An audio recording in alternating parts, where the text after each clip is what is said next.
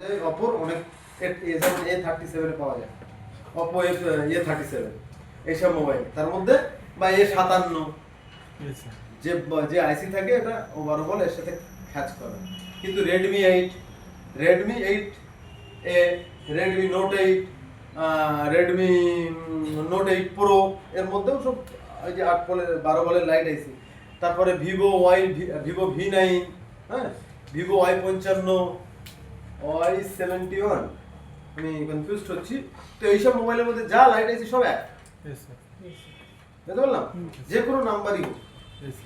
Sir boost ভোল্টেজটা কিভাবে তৈরি হয় যদি একটু বলেন। বুস্ট ভোল্টেজটা তৈরি হয় তোমাদের তো বলা যাবে না, কিন্তু আপনি দেখে যাবেন মানে কানেক্টর বিপিএস লাইন আসছে স্যার ডিসপ্লে লাগানোর পরে, স্যার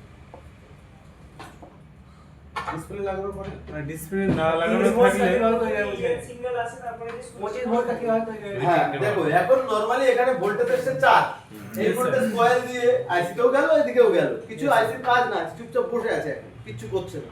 তাহলে এই কয়েল তো ডাইরেক্ট দিয়ে এদিকে 4 ভোল্টেজ আনবে, তাহলে এই ডায়োডের এখানে 4 ভোল্টেজ, আগের দিকে 4 ভোল্টেজ বাড়াবে, তো এখানে নরমালি 4 ভোল্টেজ থাকে। তো আর ডিসপ্লে তো লাইট জ্বলবে না 4 ভোল্টেজ, না ডিসপ্লেতে তো 20-24 ভোল্টেজ দরকার। তাহলে এবারে যখন আমরা মোবাইলটা অন করি, যখনই মোবাইল অন করি তখন এই যে একটা ইএন সিগন্যাল এখানে আসে, এই ইএন সিগন্যাল সিএবিসি ডিসপ্লে হয়ে আসতে পারে।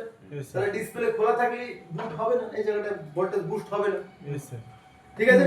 আর যে সেটের 90% সেটের মধ্যে ডিসপ্লে হয়েই আসে।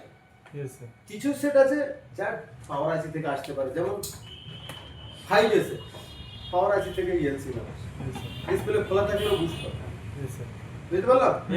তো এই ইএন সিগন্যাল যখনই আমার ডিসপ্লে লাগানো থাকবে তো ডিসপ্লে হয়ে ইএন সিগন্যালটা আসে। ডিসপ্লে না লাগানো থাকলে ইএন সিগন্যাল, ডিসপ্লে খারাপ হলে গ্রাফিক্স নেই তো ডিসপ্লে ইএন সিগন্যাল কেন দেবে? ঠিক আছে। তো এই ইএন সিগন্যাল যখনই আসে আইসি তখন সুইচিং করা শুরু করে দেয়, আর সুইচিং যখন হয় তখন ভোল্টেজটা বুস্ট হয়, বাড়ে। বুঝতে পারলাম? তাহলে এর আগে নিশ্চয়ই তোমাদের বলে বুঝিয়ে রেখেছি কিভাবে কয়েল হয়, কিভাবে সুইচিং হয়, পুরো ডিজাইন আগে রেখেছিলাম। এরপরে লাইট আইসি গ্রাফিক্স শেষ করলাম।